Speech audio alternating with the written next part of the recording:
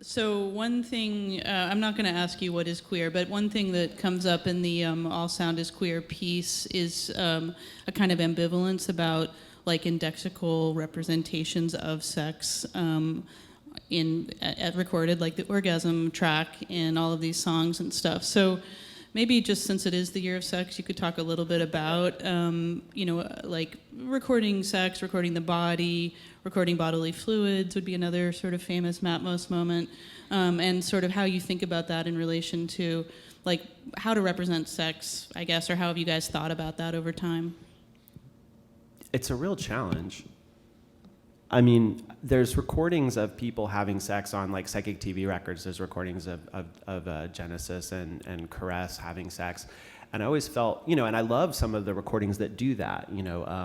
Serge Gainsbourg and Jane Birkin's Je t'aime moi non plus, you guys know that one. There's something very performative about knowing that you're having sex, but knowing that you're recording, that introduces this sort of epistemological tremor of fakery, which I think is already built into sex because we're always afraid, does the other person really enjoy what I'm doing? Are they just saying that they like it because I asked? And that chasm, the basic like bar between people. All humans. Yeah, all humans. I don't know, probably chinchillas too. Maybe not, maybe they're just ecstatic. So it's hard to record the fact of sex because sexuality is always kind of in excess of wherever it is that we want to find it, and that moment of capture is usually a material action and an event rather than the truth of sex. I mean, I've done things like when we made the song about Pink Narcissus, in honor of the filmmaker, I laid a piece of paper on the ground and I mic'd my heartbeat, and then I watched Pink Narcissus and masturbated and recorded the sound of my semen splashing on the paper. And then I took the sound of the semen splash and manipulated that into a rhythm. But I don't know that the splash sound conveys what was in my mind, or like, where is the orgasm? We need to ask, I don't know, Anna Marie Jagos about this. Like, I bet she could figure it out. But yeah, sex just always seems to like slip through your fingers, and maybe that's sorry. This shit writes itself.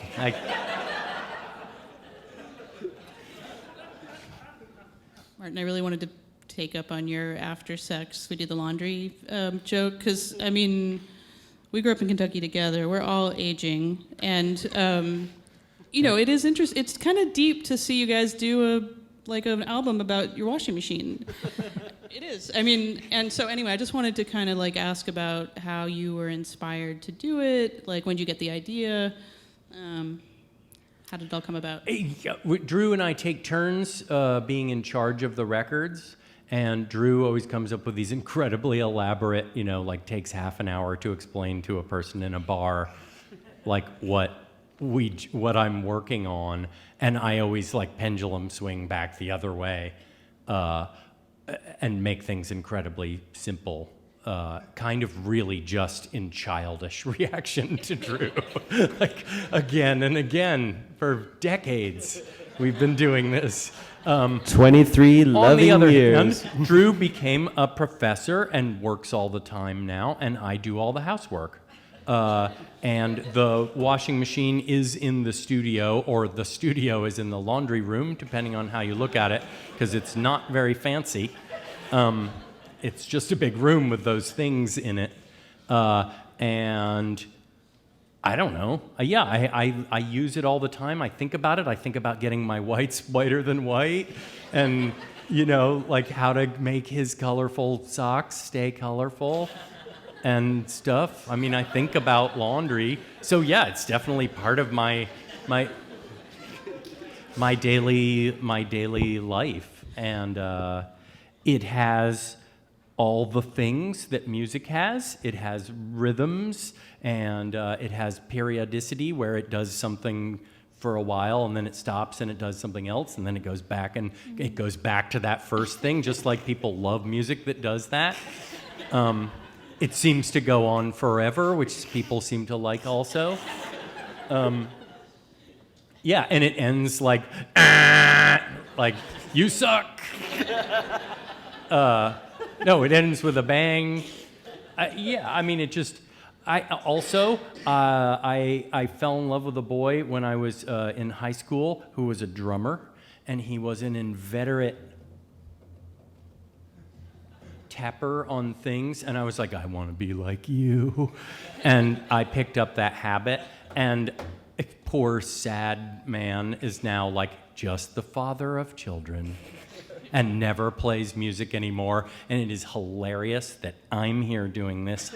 Ha ha, Steve.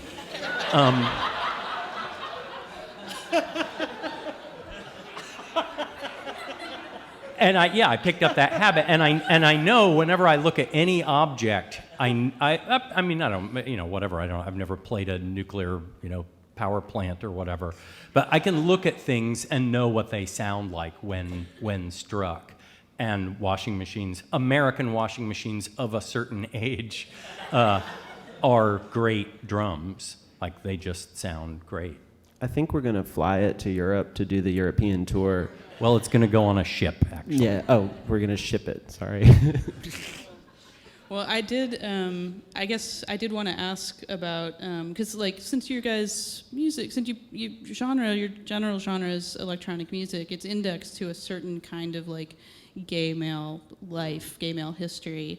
When I see the washing machine, and even when I hear the washing machine, I think about a kind of tradition of feminist art and of the everyday, and about labor and care also. So I don't know if I even need to ask that question after hearing about your housework duties, Martin, and Drew's career. But anyway, that was just a strong association for me. Totally. I mean, we watched Chantal Ackerman's Jean Dielman when we were working on this record, and it really challenged us in the way that, of course, it challenges everyone who watches it, just the sheer force of how you're brought to pay attention to a housewife's routine and to think about real-time unfolding of tasks. I mean, it's not actually real-time, but it feels like it, because there's this oppressive, presentation of an unsoftened reality of housework.